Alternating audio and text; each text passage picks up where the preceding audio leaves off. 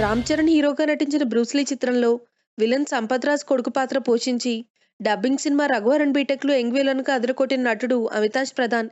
ఎంతో హ్యాండ్సమ్ గా హీరోలకు ధీటుగా ఉండే యువ విలన్ కి తమిళ కన్నడ చిత్రసీమలో బాగా డిమాండ్ ఉంది.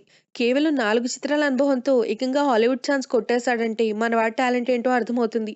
ఇంతా చేసి అమితాష్ వయసు ఇప్పటికి 27 ఏళ్లంటేనే ఆశ్చర్యం వేస్తుంది. వాస్తవానికి అతన్ని చూస్తే అంతకంటే చిన్నవాడిలా కనిపిస్తాడు. అమితాష్ 1990 అక్టోబర్ 12న చెన్నైలో జన్మించాడు. ఇక్కడ షాక్ కలిగించే అంశం ఏంటంటే అమితాష్ ప్రధాన్ తండ్రి ఎవరో కాదు. దాదాపు 4 దశాబ్దాల క్రితం తెలుగు ప్రేక్షకులను ఉర్రూతొలగించిన సంగీత నాట్య ప్రధాన చిత్రం సప్తపదిలో హీరోగా నటించిన గిరీష్ కేనే. విశ్వనాథ్ దర్శకత్వంలో వచ్చిన మెసేజ్ ఓరియంటెడ్ మూవీలో ఫ్లూట్ కళాకారుడు మురళీ పాత్రలో అందంగా ఒదిగిపోయాడు గిరీష్. గిరీష్ అసలు పేరు గిరీష్ ప్రధాన్. కర్ణాటక రాష్ట్రానికి చెందిన ఆయన బీఎస్సీ చదివాడు. సినిమాలపై వ్యామోహంతో ఫిలిం ఇండస్ట్రీలో చేరి శిక్షణ పొందారు.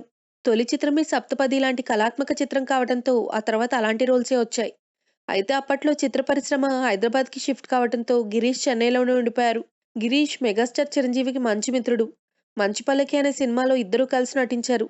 చిరంజీవిని చిరు అని మొదటిసారి పిలిచింది గిరీషే కావటం విశేషం. అప్పట్లో గిరీష్ని గిరు అని పిలిచేవాళ్లట. తాను గిరు అయితే మీరు చిరు అనటంతో ఆ ముద్దు పేరే బాగుందని యూనిట్ సభ్యులందరూ చిరంజీవిని చిరు చిరు అనటం ప్రారంభించారు. అది ఇప్పటికీ అలాగే ఉండిపోయింది. అంతేకాదు గిరీష్ పుస్తకాలు ఎక్కువగా చదువుతుంటాడని తెలుసుకున్న చిరంజీవి అప్పట్లో మద్రాసులో కొత్త ఇల్లు కట్టుకుంటూ తన ఇంట్లో లైబ్రరీ డిజైన్ చేయించే బాధ్యతని గిరీష్కి అప్పగించారు. అంతటితో ఆగకుండా తన అభిరుచికి తగిన విధంగా ఎలాంటి పుస్తకాలు కావాలో కూడా గిరీష్తో లిస్ట్ రాయించారట. ఇప్పటికీ వాళ్ళిద్దరి మధ్య మంచి స్నేహ సంబంధాలున్నాయి. ప్రస్తుతం గిరీష్ చెన్నైలో ఫార్మా ఎక్స్పోర్ట్ బిజినెస్ చేస్తున్నారు. ఆయన భార్య పేరు వీణా ప్రధాన్. వీరికి అమితాష్ ఒక్కడే కొడుకు. అమితాష్ అన్నా యూనివర్సిటీ నుంచి ఎలక్ట్రానిక్ మీడియా కోర్సులో పీజీ చేశాడు.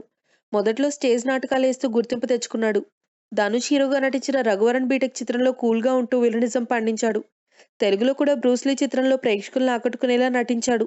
ఈ టైంలోనే హాలీవుడ్ ఛాన్సులు రావడంతో అమెరికా వెళ్ళిపోయాడు. If you like the video, please like us and subscribe Tollywood Nagar.